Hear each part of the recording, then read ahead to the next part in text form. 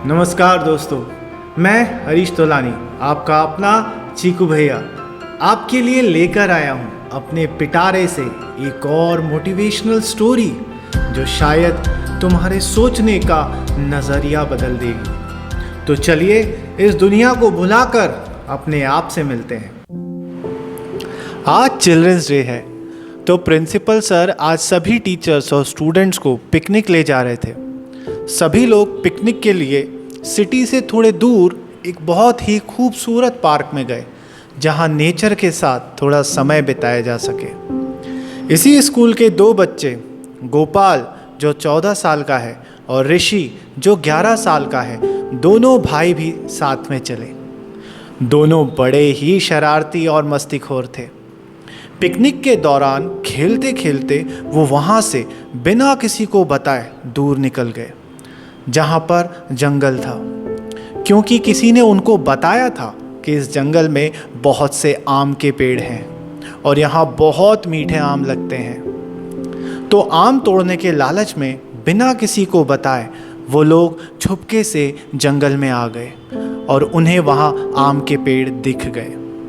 पर तभी छोटे भाई ऋषि को एहसास हुआ और वो गोपाल को बोला, भाई हम काफ़ी दूर निकल आए हैं, जल्दी वापस चलना पड़ेगा, वरना सबको शक हो जाएगा कि हम लोग इतनी देर कहाँ थे और फिर खूब पिटाई भी होगी और मुर्गा भी बनना पड़ेगा।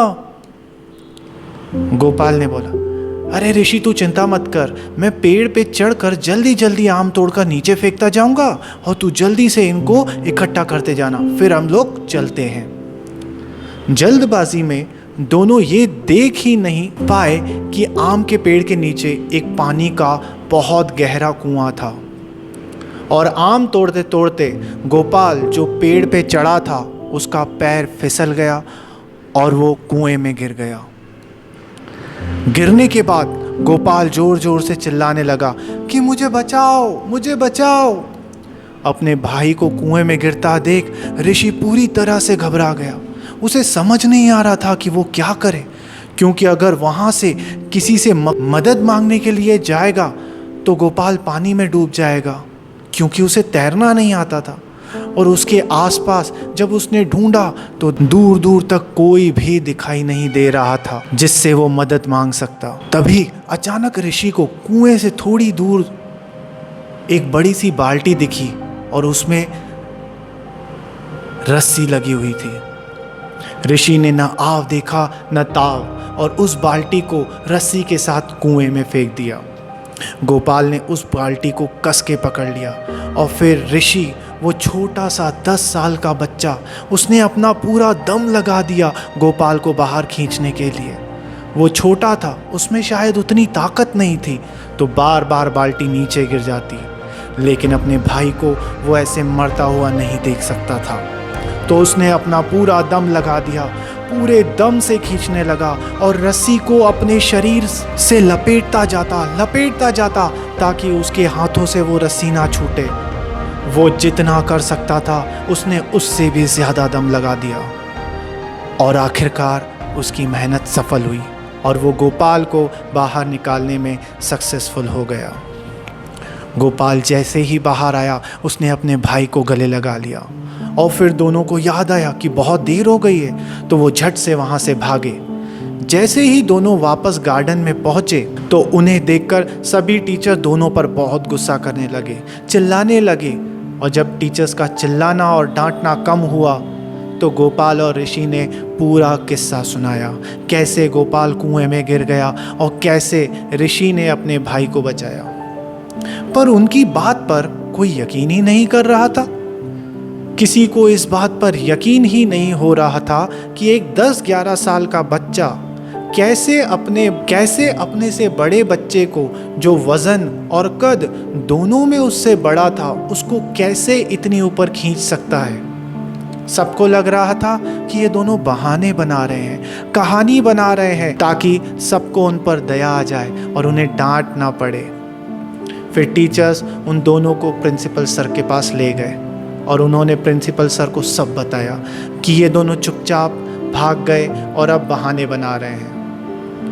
प्रिंसिपल सर समझदार इंसान थे, उन्होंने दोनों की बात सुनी और फिर बड़े ध्यान से दोनों की आंखों में देखा और सभी टीचर्स को बोले कि ये दोनों सच कह रहे हैं। प्रिंसिपल सर की इस बात पर सभी टीचर हैरान रह गए कि प्रिंसिपल सर इतने समझदार और एक्सपीरियंस होकर भी इनकी बातों में कैसे आ गए। पर ये बात भी सब जानते थे कि प्रिंसिपल सर कभी कोई बात ऐसे ही नहीं बोलते।